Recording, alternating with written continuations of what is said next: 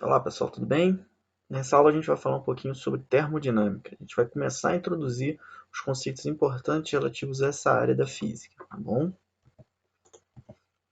Então a primeira coisa que a gente vai ver é uma grandeza que a gente já conhece, mas aplicada a transformações gasosas, que é o trabalho realizado por um gás ou o trabalho realizado sobre um gás. Duas frases diferentes para duas situações diferentes. Então a gente tem duas situações aqui hipotéticas, né? São um gás confinado e um pistão que pode se mover livremente. Daí aqui a gente tem dois estados, né? Um estado com menor volume, um estado com maior volume, e a gente vai avaliar o trabalho realizado devido a essa diferença no seu volume. Tá? Então, por definição, a gente viu lá na mecânica clássica que o trabalho é simplesmente produto da força por um deslocamento. Então, você tem uma força que atua, né, sobre um corpo, e esse corpo sofre um deslocamento. O produto da força pelo deslocamento dá origem ao trabalho. Lembra que o trabalho tem uma ideia de uma ação realizada, uma transformação de energia. Também vimos, aqui na parte de hidrostática, né, que a pressão era a razão entre a força por área, ou seja, era a força distribuída por uma certa região, força sobre área. Então, dessa segunda equação, a gente pode isolar a força e pensar que a força, então, pode ser entendida como uma pressão distribuída sobre uma área. Pressão vezes uma área, né? Daí, então, se a gente avaliar o nosso problema, a gente tem a pressão exercida pelo gás no êmbolo. Essa área faz o papel da área do êmbolo, no caso. Tá?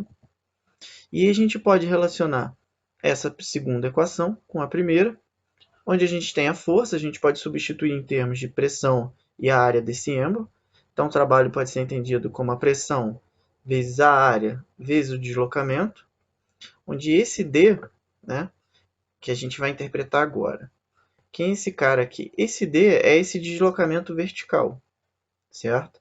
Esse A é a área do êmbolo. Percebe o seguinte, esse produto área vezes deslocamento, digamos assim, esse deslocamento na vertical, seria, se a gente pensar em termos de um cilindro, seria o volume desse cilindro aqui, ó, que corresponde exatamente à diferença entre o volume do cilindro maior pelo volume do cilindro menor. Essa regiãozinha aqui, se a gente imaginar em um pequeno cilindro, seria o quê? Essa área do pistão vezes essa distância aqui, que seria a altura do cilindro. Então, esse A vezes D a gente poderia substituir pelo volume maior menos o volume menor, que vai dar exatamente essa diferença aqui, que corresponde ao A vezes D. Então, esse produto aqui a gente pode substituir como a diferença do volume entre o volume final menos o inicial, né, correspondente à transformação. Então, levando nessa última equação, o que a gente tem é uma correspondência para o trabalho realizado por um gás, que é o quê? O trabalho vai ser igual à pressão vezes a diferença de volume, o volume final menos o inicial desse sistema. Tá? Então, aqui, né, algumas observações importantes a respeito dessa expressão. Aqui a gente está considerando uma pressão constante, né? Então, um processo isobárico. Em geral, é o que vocês vão encontrar no ensino médio. Se não fosse um processo isobárico, aí a gente ia ter que usar recursos matemáticos mais sofisticados. Vocês não têm acesso ainda. Então, uma observação importante é para duas situações. Esse gás ele pode expandir ou ser comprimido. Então, para cada situação, essa diferença aqui entre o volume final e inicial vai ser diferente. Então, por exemplo, uma expansão, o que vai acontecer? Esse gás vai aumentar o volume, então o volume final vai ser maior que o volume inicial. Então, essa diferença ela tende a ser positiva. Daí o trabalho, já considerando, né, que a pressão não pode ser negativa, não faz sentido nesse caso, essa pressão aqui sendo positiva, o único cara que pode mandar no sinal dessa expressão toda é essa diferença aqui. Então, para uma expansão, essa diferença vai ser positiva. Então, o volume final vai ser maior que inicial. Então, o trabalho vai ser positivo e a gente vai falar que o trabalho foi realizado pelo sistema, tá bom? Bom, e o caso contrário é quando você tem uma compressão. Então, quando você tem uma compressão, o que acontece em termos do volume final e inicial? O volume final ele vai ser menor do que o volume inicial. Então, o que a gente tem nessa diferença é um número menor menos um número maior. Então, vai dar um número negativo, logo o trabalho vai ser negativo. Então, quando a gente tem uma compressão, o volume final vai ser menor que o inicial, ou seja, VF menor que VI. Daí, o trabalho vai ser negativo, e aí a gente vai falar que o trabalho foi realizado sobre o sistema.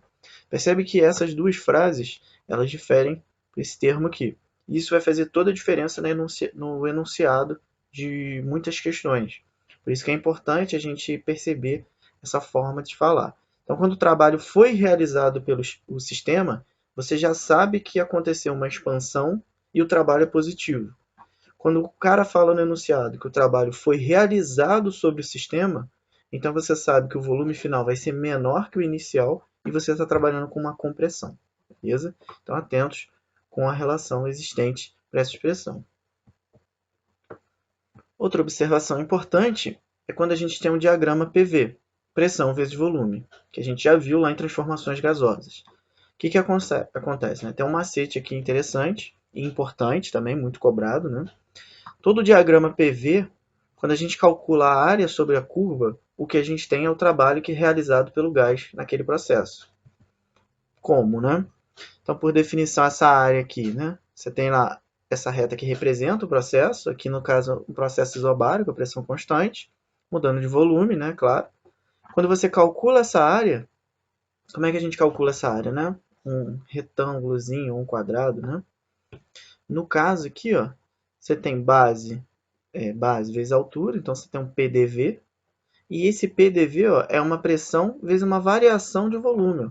Isso aqui seria um volume posterior menos um volume anterior. Quando você faz essa diferença, o que você tem é uma variação de volume. E aí você multiplica a pressão constante pela variação de volume, o que a gente tem é o trabalho. Então, qualquer gráfico P em função de V, você calcula essa área e encontra o trabalho realizado naquele processo durante aquele intervalo de volume, né? Correspondente ao ΔV.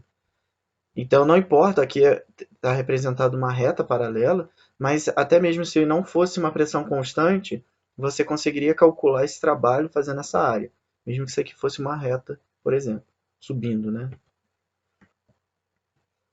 Então, um outro ponto importante, a gente viu então o trabalho realizado por um gás ou sobre o gás. Outro ponto importante é a energia interna de um sistema gasoso, né? O que é a energia interna? As moléculas elas têm várias energias associadas ao seu movimento, à sua translação, rotação e etc. Estatisticamente, você pode estimar essa energia. E aí a gente tem uma grandeza chamada energia interna, denotada pela letra U maiúsculo. Então, a soma de todas as energias no interior do sistema, associadas a esse movimento das moléculas, seja a energia cinética, energia de rotação e etc., ou outras energias que a gente nem trabalha, mas a soma de todas essas energias dá origem à energia interna. Então, a gente consegue avaliar esse sistema através da energia interna. E essa energia interna ela vai depender da quantidade de gás que você tem, então o número de mols vai importar, a massa desse gás vai fazer diferença, e da sua temperatura. É fácil perceber que depende diretamente da temperatura, porque se eu estou falando da energia interna e eu estou me referindo à energia do sistema, qual era a relação de temperatura com a energia do sistema? A temperatura, por definição, era aquela grandeza que caracteriza o grau de agitação das moléculas. Então, se você aumenta a temperatura, você está querendo dizer que as moléculas estão mais agitadas, ou seja, estão se movendo mais. Se essas moléculas estão se movendo mais, isso significa que elas têm mais energia de movimento, por exemplo. Então, essa energia de movimento é interpretada como sendo o quê? A energia cinética. Então, se aumenta a temperatura, aumenta, por exemplo, a energia cinética. Então, é de se esperar que a energia interna também vai aumentar. Então, percebe que a energia interna é diretamente proporcional à temperatura do sistema. Beleza? Por definição, então, a gente tem que a energia interna de um sistema para um gás monoatômico é 3 meios de nRT, onde esse T é a temperatura, N é o número de mols e R é a constante dos gases ideais. Tá bom? Lembrar o seguinte, a gente vai estar interessado em calcular a energia interna, lembrar que unidade de energia, Joule. Então, se você quer calcular essa energia em Joule, N deve estar em mol, o R deve estar em Joule por mol Kelvin, que é a nossa constante dos gases, e a temperatura tem que estar em Kelvin. Então, para sair em Joule, tudo tem que estar no padrão SI, beleza? Aqui, se não fosse um gás monoatômico, se fosse um gás diatômico, por exemplo, esse 3 aqui ia ser diferente, ia ser 5. Isso aqui, vocês não veem no curso de ensino médio, mas está associado aos graus de liberdade das moléculas dentro do movimento do sistema, tá? Então, aqui, para um gás monoatômico, você tem 3 graus de liberdade. Seria o X, Y e Z. Quando você aumenta as moléculas, né, a interação entre as moléculas, partindo para um gás diatômico, esses graus de liberdade vão aumentando. Então você precisa trabalhar com uma estatística diferente. Por isso que varia essa constante. Então, se vocês forem pesquisar, talvez vocês podem encontrar valores diferentes para esse U. Só que cuidado que ele vai estar fazendo referência a gases que são diferentes do que você deve estar estudando provavelmente. Um outro ponto importante, esse nRT ele pode ser substituído pelo produto pressão vezes volume. Por quê? Pela equação dos gases ideais, a gente viu que o produto PV tinha que ser igual a nRT, certo? Então, se você tem nRT aqui, você pode substituir tranquilamente por PV. Então, seria uma outra forma de escrever a energia interna. Não está listado aqui, mas fica essa dica, que basta usar a relação que você já conhece, né, da equação dos gases ideais, e fazer essa substituição, beleza? Mas, de maneira geral, essa é a expressão que a gente tem para a energia interna. Então, daqui a gente percebe diretamente, né, que a nossa energia interna vai ser diretamente proporcional à temperatura do sistema. Isso é a lei de Joule da termodinâmica. Então, quando você fornece calor, né, para o sistema, as moléculas vão agitar, aumentando a sua temperatura, e esse aumento de agitação dá origem ao aumento de energia, tá bom? Energia cinética, que vai ocasionar o aumento da energia total do sistema, a energia interna. Tá? Então, a lei de Joule está escrito aqui, tecnicamente, a energia interna, U, depende exclusivamente de sua temperatura absoluta T. Exclusivamente, né, porque é a única variável de estado que a gente tem aqui de fato, né, a temperatura T. Esse NR, N, está associado à massa do gás, né, que é o número de mols, e R é uma constante. Então, basicamente, U depende só de T. E a ideia física é essa que eu falei, né, de aumentar a agitação das moléculas. Na prática, a gente vai estar interessado em calcular uma variação de energia interna. Então, uma variação de energia interna de que forma? Energia interna final menos inicial. Então, de um estado inicial I a um estado final F, o sistema ele troca energia com a sua vizinhança. E essa troca ela pode ser de duas formas possíveis. A primeira, realização de trabalho. Então, ele pode aumentar o volume ou diminuir seu volume. Fazendo isso, ele acaba mudando a energia interna. Ou se você esquentar ou resfriar o seu sistema, ou seja, fornecendo calor ou removendo calor. Então, é uma segunda forma de você mudar a energia interna do sistema. Tá? Então, percebe, a energia interna do sistema ela vai estar relacionada com outras grandezas, né? Que seria o trabalho e a quantidade de calor que o sistema pode receber ou ceder. Então, esses caras eles vão acarretar algumas alterações no valor da energia interna do sistema. Então, vai passar de um estado inicial para um estado final. Então, o que a gente vai estar interessado é em calcular uma variação de energia interna. Uma energia interna final menos inicial. Então, aqui, né, mais uma vez, quando a gente esquenta, por exemplo, a gente já muda a energia interna do sistema. E aí a gente vai ver também que quando a gente varia esse volume, ou seja, o gás realiza trabalho ou a gente realiza trabalho sobre o gás, essa energia interna também vai ser alterada. Então, com isso, a gente pode enunciar a primeira lei da termodinâmica. A primeira lei da termodinâmica, em resumo, ela é uma lei de conservação de energia. As energias envolvidas aqui são as seguintes: energia interna do sistema, quantidade de calor recebido ou cedido, que é uma forma de energia, e o trabalho, que também é uma forma de energia. Então você tem essas três grandezas relacionadas na primeira lei da termodinâmica.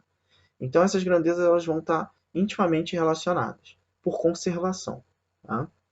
Então o enunciado dessa primeira lei, a gente pode enunciar da seguinte forma: se o sistema ele troca uma quantidade de calor Q com sua vizinhança, e um trabalho T é realizado por ele ou sobre ele, a variação da energia interna desse sistema ΔU será dada por.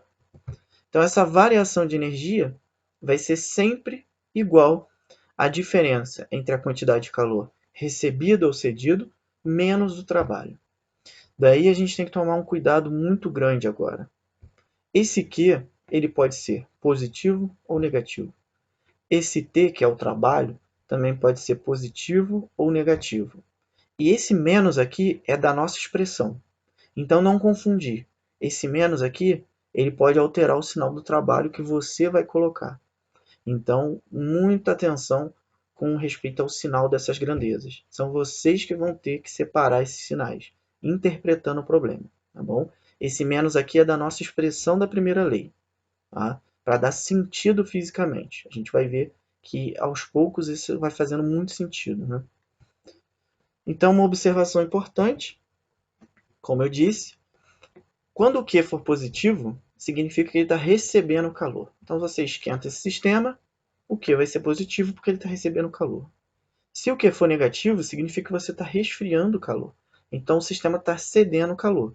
Então, esse Q ele pode assumir um valor positivo, mais alguma coisa, ou ele pode assumir um valor negativo, pode estar removendo calor do sistema. Então, esse Q pode ser positivo ou negativo.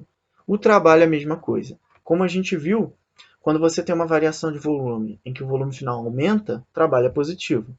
Então, esse T aqui é positivo, com menos na frente, menos T. Agora, isso para um caso de uma expansão. Esse trabalho também pode ser negativo. E aí o trabalho é realizado sobre ele, ou seja, uma compressão.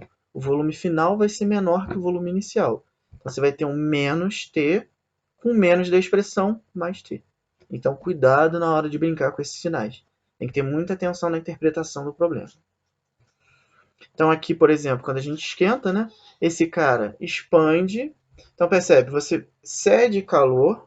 Então, o nosso sistema está recebendo calor do meio externo. Então, esse aqui é positivo. E aí ele expandiu. Expande, certo? Aumenta o volume final aumentou. E aí o que, que acontece? Foi uma expansão. Então, o trabalho também é positivo. Então, vai ser a quantidade de calor recebida mais menos um cara, para manter a energia interna do sistema basicamente conservada, tá bom? Tu percebe que a ideia da primeira lei é conservar a energia.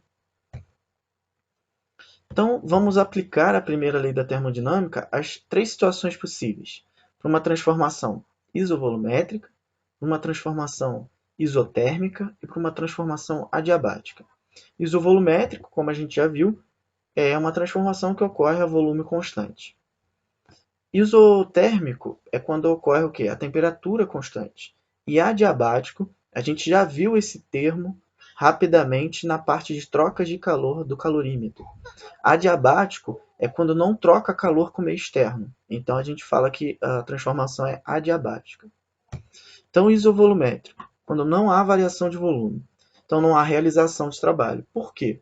Se não varia o volume, qual era a definição de trabalho? Trabalho era igual pressão vezes variação de volume. Se não há variação de volume, o trabalho é nulo. Então, na primeira lei da termodinâmica, a gente elimina o termo do trabalho sempre que for uma transformação isovolumétrica. Então, todo calor recebido ou cedido pelo gás vai ser transformado em variação de energia interna. Então, aqui, ó, o nosso ΔU é igual a Q menos T, o trabalho. Então, no caso, né, como a gente está numa transformação isovolumétrica, não tem trabalho, então esse T aqui é zero, beleza? Então, toda a energia interna está relacionada com a quantidade de calor recebido. Então, pense, se você esquenta esse sistema e ele não realiza trabalho, ou seja, ele não expande, a tendência das moléculas é o quê? Aumentar a vibração. Então, vai aumentar a energia interna. Então, se Q é positivo, ΔU é positivo. Mesma forma, você bota para resfriar esse sistema. Então, as moléculas vão diminuir essa vibração. Então, a energia interna também vai diminuir. Por isso que essas duas grandezas estão relacionadas diretamente dentro dessa transformação. Então, aqui, para uma transformação isovolumétrica, a variação de energia interna se resume à quantidade de calor recebido ou cedido. Então, todo calor recebido, esse cara aumenta a sua temperatura sem variar o volume. Então, a energia interna aumenta. Então, o calor recebido é positivo, ΔU vai ser positivo. Além disso, quando a gente resfria, diminui a temperatura, certo, do sistema, porque eu estou removendo o calor. Da mesma forma, então, nossas moléculas vão diminuir essa vibração e a energia interna vai diminuir também. Então, observação importante quanto aos sinais. Quando o Q for positivo, na transformação isovolumétrica, ΔU também vai ser positivo. Quando o Q for negativo, ΔU também vai ser negativo. Então, aqui, recebe calor, vai aumentar a energia interna. Cede calor, diminui a energia interna do sistema. Então, isso para uma transformação isovolumétrica. Outra transformação importante, isotérmica. O que vai acontecer na transformação isotérmica? A temperatura não muda, certo? Então você tem uma expansão, uma compressão para compensar essa constância, né, da temperatura. Então não há variação de temperatura, então não há variação de energia interna, porque como a gente viu, a energia interna é diretamente proporcional a quem? A temperatura. Se a temperatura não muda, significa que as moléculas estão tendendo o quê? A ficar com a mesma energia. Então aquela diferença entre a energia interna final e inicial é zero. Então ΔU é zero. E isso implica que todo o calor trocado pelo gás, recebendo ou cedendo, resulta em um trabalho. Um trabalho que pode ser uma expansão ou uma compressão. Daí, então, pela primeira lei da termodinâmica, né? ΔU igual a Q menos T, que é o trabalho. No nosso caso, não há variação de energia interna, então esse termo é zero, beleza? Então fica só Q menos T igual a zero, logo, trabalho igual a quantidade de calor, beleza? E aí, mais uma vez, tem que tomar cuidado com os sinais. Por quê? Quando você recebe calor, o gás sofre uma expansão e aí o trabalho vai ser positivo, tá bom? Então, Q é positivo, T também vai ser positivo. Quando resfria, o que acontece? Vou remover calor, então é menos Q, certo? Daí o trabalho também vai ser negativo, beleza? Porque é uma compressão também, nesse efeito aqui. Não menos importante, a última transformação, adiabática. O que significa uma transformação adiabática? Quando não ocorre troca de calor com o meio externo. Então aqui não há troca de calor, que é do gás em torno, né? Então você está ali dentro de um recipiente isolado termicamente, então não tem troca de calor nenhuma. Então, na nossa expressão da primeira lei da termodinâmica, todo trabalho realizado vai resultar numa variação de energia interna, porque o nosso Q é nulo. Então, ΔU igual a Q menos T. Daí a gente simplifica esse Q é zero. Então, a variação de energia interna é igual a menos o trabalho, é o negativo do trabalho. E a interpretação, né, disso, quando você tem uma expansão, ó, o trabalho é positivo.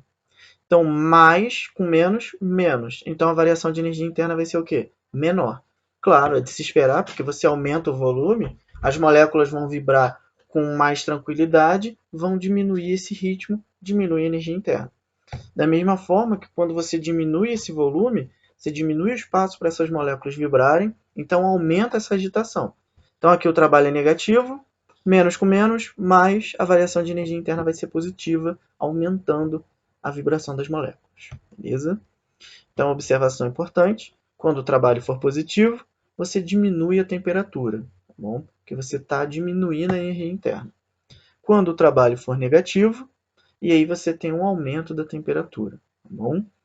Então, o trabalho positivo é realizado pelo gás, lembrando, diminui a temperatura, porque se aumenta esse volume, e o trabalho negativo, realizado sobre o gás, aumento na temperatura, tá bom? Nessa última situação. Então é isso, pessoal. Espero ter ajudado. Até a próxima. Valeu, tchau, tchau.